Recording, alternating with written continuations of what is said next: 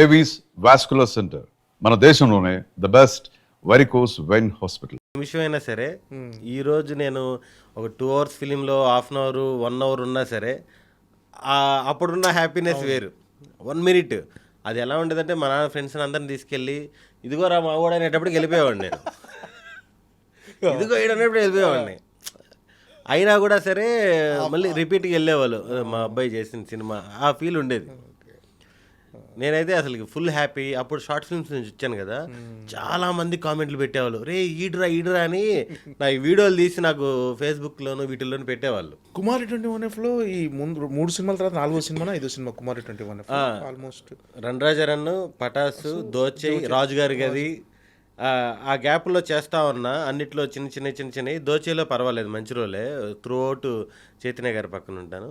ఆ తర్వాత కుమారి 21Fలో full length ఎక్కువ రోజులు నెగిటివ్ షేడ్స్ ఉన్న క్యారెక్టర్ చేసి అది మనకు తెలియదు, ఎవరికి చెప్పలేదు అసలు.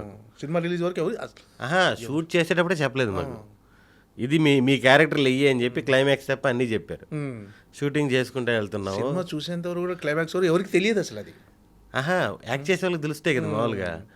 వీళ్ళకి ముందే చెప్పేస్తే వీళ్ళు ఒక్కొక్కరు కన్ను పైకి పెట్టి కొంచెం విలన్లాగా బిహేవ్ చేస్తారని ఎవరికి చెప్పలేదు. లాస్ట్కి వచ్చినప్పుడు నెగిటివ్ షేడు అవన్నీ తెలిసింది. ఏంటి దాని రియాక్షన్ ఎలా ఉండదు అసలు ఫస్ట్ ఒక్కసారి నెగిటివ్ షేడ్స్లో కనిపించేసరికి? అంటే నోయలు నవీను ఫుల్ నెగిటివ్గా కనిపించారు. సుదర్శన్ దగ్గరికి వచ్చేటప్పటికి ఏమైపోయిందంటే, అంటే అక్కడ జోకు సుకుమార్ సార్ ఆఫీస్లో ఓకే వీడి మీద ఏదోలే పాపం ఏదో తెలియజేసాడనే ఫీలింగ్ ఉంది. నోయల్ అయితే కంప్లీట్ నెగిటివ్, ఫుల్ విలన్ లాగా కనిపించాడు. నవీన్ కూడా విలన్లే, ఈడేదో పాపం తెలియజేసాడులే అన్న ఫీలింగ్ ఉంది అన్నారు. ఓకే, ఫస్ట్ సినిమాకి వచ్చిన రెమ్యునేషన్ గుర్తుందా రణరాజారానికి? ఏం చేశారు? దానికి వచ్చింది అసలు? సుజిత్ భయ్యది అది అయిపోయింది. సుజిత్ భయ్య అక్కడ మనీ ఇస్తారు, తీసుకెళ్ళు, ఆల్ ది వెరీ బెస్ట్ అని నన్ను బాగా సపోర్ట్ చేశారు. అక్కడికి వెళ్ళిన తర్వాత నేను 1000-2000 అడుగుదాము, ఫస్ట్ సినిమా అది 2014లో తీసుకోండి సెంటిమెంట్గా. ఫస్ట్ సినిమా ఫ్రీగా చేస్తే మనకి ఇంక మళ్ళీ డబ్బులు రావు, అవన్నీ దేవుడికి ఏదైనా వేద్దాం ఆ టైప్లో వెళ్ళి అడుగుతా ఉన్నా. వాళ్ళు కూడా అక్కడ నరసింహభయ్య కాదులే సినిమా బడ్జెట్ ఎక్కువైంది, నెక్స్ట్ సినిమా నుంచి మంచిగా రెమ్యునరేషన్ ఇస్తాం, ఇది కొంచెం చూసుకో అంటున్నారు. అది కాదండి మీ ఇష్టం అండి, అది నేను చెప్తున్నా, అదే నువ్వు చెప్పు దాంట్లోనే ఉండింది ఎంత అనే దాంట్లో.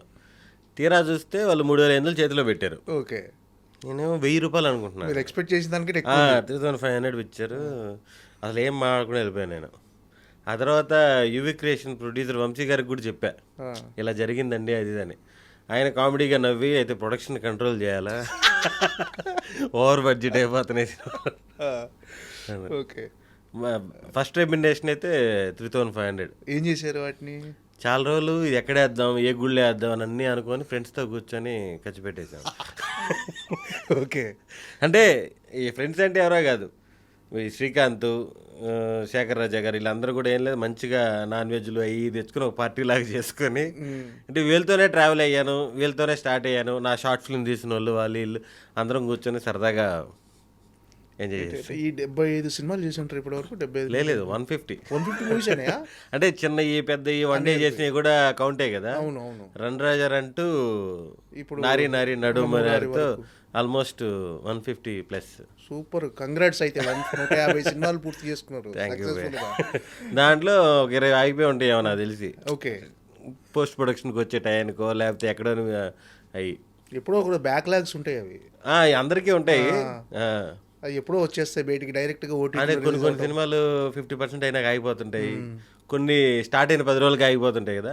అలాంటివి ఒక 10-15 ఉన్నాయి, మిగతా అన్ని అంటే మధ్యలో. అంటే ఈ దాదాపుగా 2014 ఫస్ట్ మూవీ, 2014 to 2026 12 years జర్నీలో. అంటే మధ్యలో ఎప్పుడన్నా డిసప్పాయింట్ అయ్యారా, అరే చేస్తున్నాం కానీ ఇంకా మోర్ డిజర్వ్, అంటే ఇంకా రావాలి మనకు గుర్తింపు, మోర్ డిజర్వ్, ఎప్పుడన్నా డిసప్పాయింట్ అయ్యారా? లేదు, అందరితో పోల్చుకుంటే ఇంకా బెటర్గానే ఉన్నానని. అదే రెండూ ఉన్నాయి. ఇప్పుడు ఏమవుద్దంటే చాలామంది అడుగుతుంటారు మామూలుగా కావాల్సిన వాళ్ళే, రే ఇంకా మంచి పొజిషన్లో ఉండాలి కదా, ఏంట్రా ఇంకా ఎక్కడున్నావు, ఆ టైప్లో కొంతమంది అంటుంటారు. నా వరకు నేను చాలా బెటర్ పొజిషనే ఉన్నాను చాలామందితో పోలిస్తే. పాపం వాళ్ళు ఇంకా స్ట్రగుల్లో ఉన్నారు. ఆ పాయింట్ ఆఫ్ వ్యూలో ఆలోచించుకున్నప్పుడు పాజిటివ్గానే ఉంటుంది, ట్రై చేస్తాను. ఎందుకంటే ఒక సినిమా నమ్ముకుంటాం, ఈ సినిమా అదిరిపోద్ది, ఈ సినిమా నుంచి మనకి లైఫ్ మారిపోద్ది అని. అది టక్కన ఆడలేదు అనుకోండి, ఇంకో సినిమా కోసం చూసుకోవాలి, ఇంకా ఇంకోటి మంచి క్యారెక్టర్. ఇప్పుడు సపోర్టింగ్ క్యారెక్టర్లు వేరు, చాలా మంచి క్యారెక్టర్ వేరు, అంతే కదా.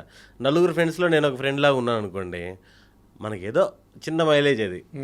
అసలుకి సినిమాలో ఒక కీలకమైన రోలు వీడు వచ్చినప్పుడు అద్దరిపోయిందిరా కామెడీ అంటే అది మనల్ని నెక్స్ట్ లెవెల్కి తీసుకెళ్ళిపోద్ది.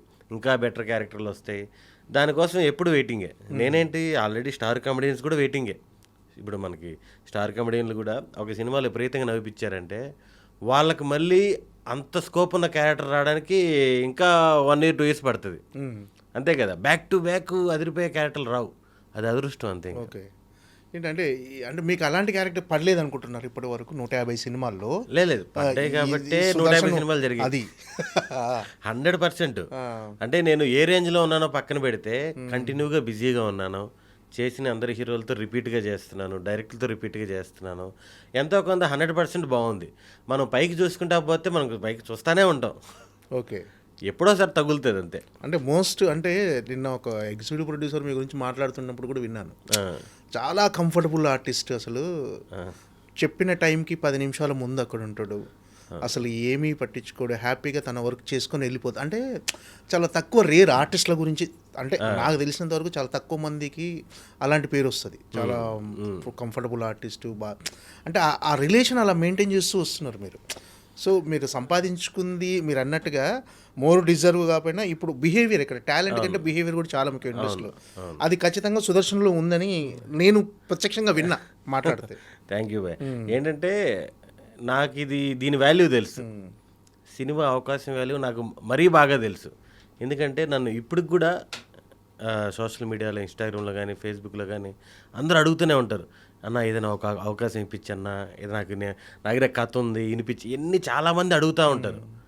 కానీ అవకాశం రావడం అనేది చాలా గ్రేట్ కదా, అన్ని రకాలుగా.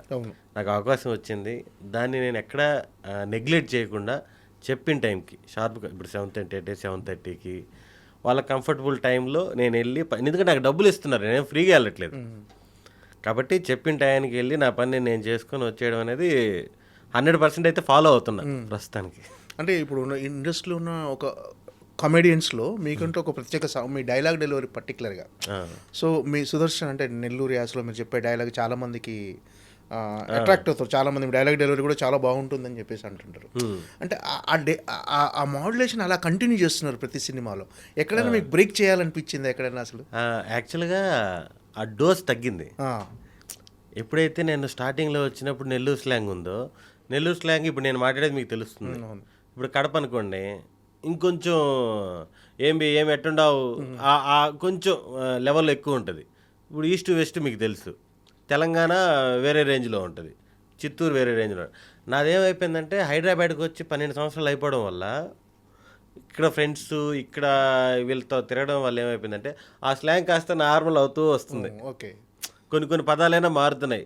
నాకు ఈస్ట్ వెస్ట్ ఫ్రెండ్స్ ఎక్కువ ఉన్నారు, వాళ్ళ వల్ల ఇప్పుడు ఎవరిని కల్పించినా కూడా అండి అని అలవాటు అయిపోయింది. అంటే బ్రో అంటున్నా, లేకపోతే అండి అంటున్నా, అలా అలవాటు అయిపోయింది. ఫస్ట్లో ఉన్న స్లాంగ్ అది డిఫరెంట్ స్లాంగ్ అని తెలియదు నాకు.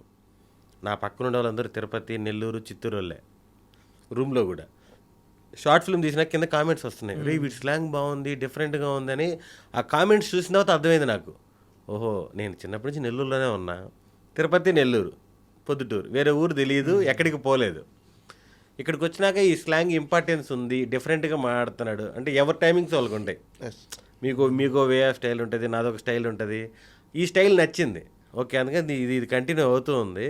ఎక్కడో కొంచెం తగ్గింది సాఫ్ట్గా, అది కూడా మంచిదే అని చాలామంది డైరెక్టర్లు చెప్పారు. ఒరే న్యూట్రల్గా ఉండడం కూడా హ్యాపీ, అన్ని సినిమాలకి కనెక్ట్ అయిపోతావు అని. ఇప్పటి వరకు అంటే కెరీర్లో రకరకాల క్యారెక్టర్స్ చేశారు, కానీ అంటే ప్రతి పాత్ర అంతో ఇంతో సిమిలర్గా ఉంటుంది నెక్స్ట్ పాత్ర. అంటే కమెడియన్స్కి దాదాపుగా ఉన్న ఇష్యూ అది.